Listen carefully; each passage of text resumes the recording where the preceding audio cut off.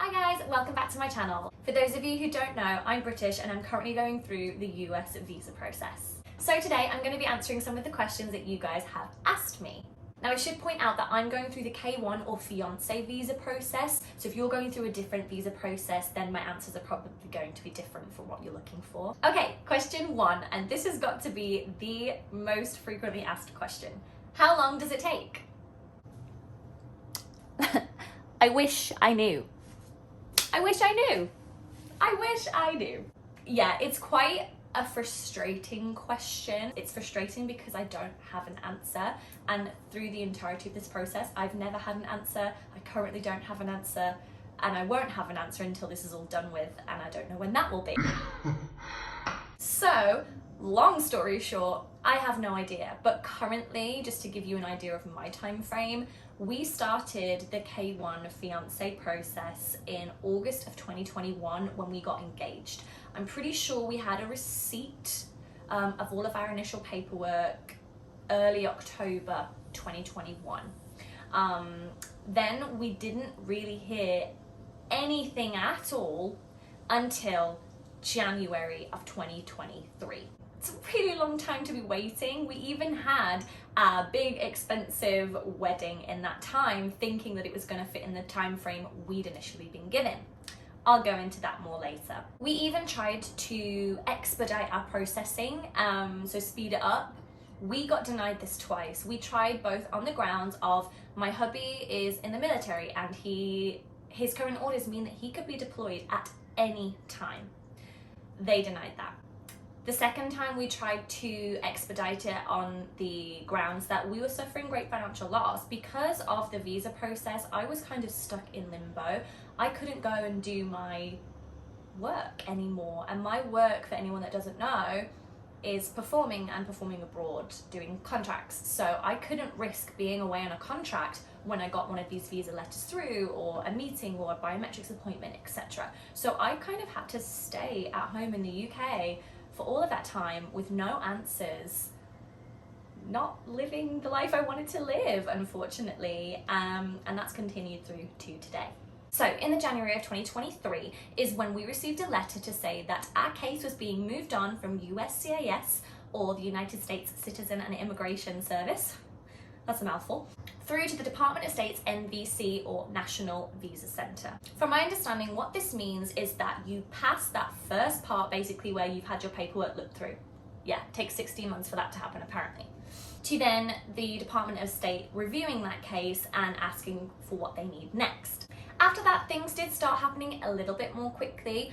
I then was able to access the list of things I needed to get ready. So things like my police report from anywhere I had lived from ages 16 and above. So for me, that was England, of course, and Japan. So I had to get both of those. I also had to apply to go for my medical. If anyone wants to know how much all of these things cost, by the way, I'll do a separate video on that. Once I had my medical taken care of, I had my police reports, all of that sort of stuff, then I could schedule my embassy meeting in my home country of the United Kingdom. So I scheduled my meeting, and I had my meeting in May of 2023. We had some delays waiting for my Japanese police report because it takes 2 months, and I didn't know that until I was sending it off. So for anyone out there that might need a Japanese police report, get it done as soon as you can. So I went for my embassy meeting in London. I can't lie, I was terrified. I felt like the last almost 2 years of my life, and my life going forward, depending on how I did in this interview, and that was really nerve-wracking. Because I had an appointment for a K1 visa meeting, I didn't have to wait in the queue and I could just go straight in. So I went in and I had to sit and wait for my appointment time and to be called up to the desk. When I got called up, I had to provide all of the paperwork they'd asked me to bring with me. And when I say like a folder like this, so much paperwork. I even said to the guy who was interviewing me behind the desk, wow, they sure need a lot of paperwork. And he agreed and said that actually a lot of it was unnecessary. So after he made sure that I brought all of the correct things with me, I then had to sit down and wait for the next part of my interview. In the next part of my interview, from what I remember, they asked me to basically pledge that I was telling the truth. For anyone that's watched School of Rock, that always makes me think of I pledge allegiance to the band of Mr. Shealy. In this part of the interview, they took my biometrics, so my fingerprints, took pictures of me. They asked me again who my fiance was, and I say it like that because we'd already had our wedding, it just wasn't legal. Who he was, how I met him, what our story was, yada yada yada. At this point, I'm like, this is in my file several times. I've already told that guy, now I've got to tell you. They're just making sure there's no discrepancies in your stories, and I totally understand why they do it. It's really easy to get frustrated with the process, but they are just doing their job. We actually ended up having a really lovely conversation, and he was so enthralled with my story and how Dave and I met, and it was really sweet. And he approved me there on the spot, and I pretty much burst into tears, and I said to him, "You've made my year, thank you so much." And he teared up as well, and it was very sweet. So I sped walked out of that place. I didn't want to run, you know, it's like a government building. I sped walked out of that place and grabbed my phone, saw my mama, hugged her, and called my husband. And I have a video of it, and it still makes me cry when I watch it. Like, it was such a moving moment knowing that all of the struggles that we had gone through over the past almost 2 years didn't matter. We finally could be together, and oh, it was such a relief, such a weight lifted off of my shoulders, and his too. So, our situation now. I arrived in Hawaii on June 30th, and coming through, we had to stop off in Seattle, which is where I did my visa paperwork.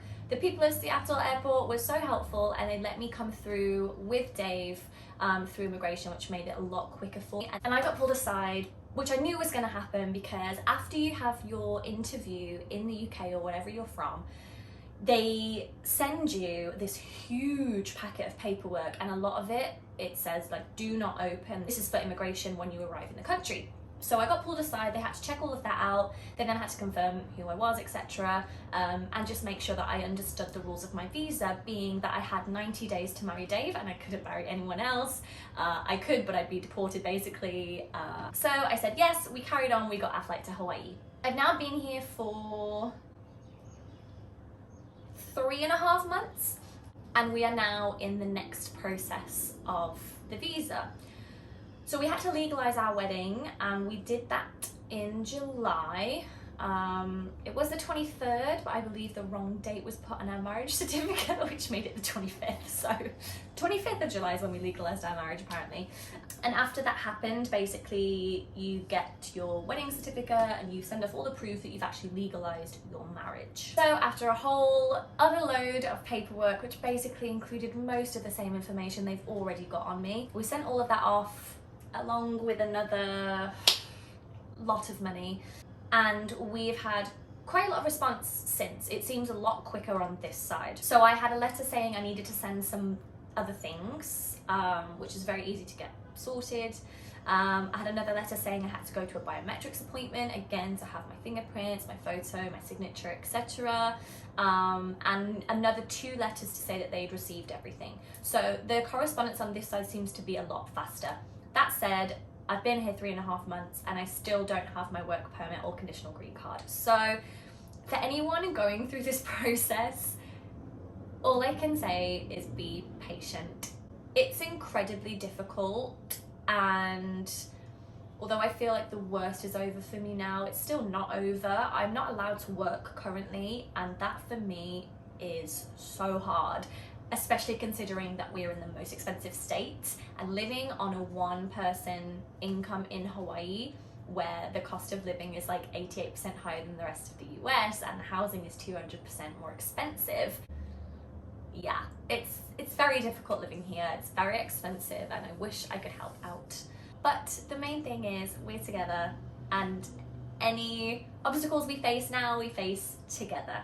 I realise I've probably brushed over a few of the details that people might want to know about. I wanted to go in depth, but I didn't want to make this video super long that you didn't want to get through it.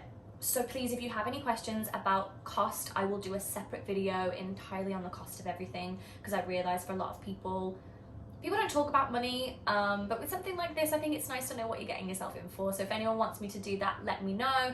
If anyone wants me to go more in depth on the questions I got asked in my interview, anything, honestly, I'm a pretty open book. Drop your questions in the comments. As always, thank you so much for watching. Please remember to like and subscribe. It really does mean the world to me. In true Hawaii fashion, mahalo and aloha. See you guys soon.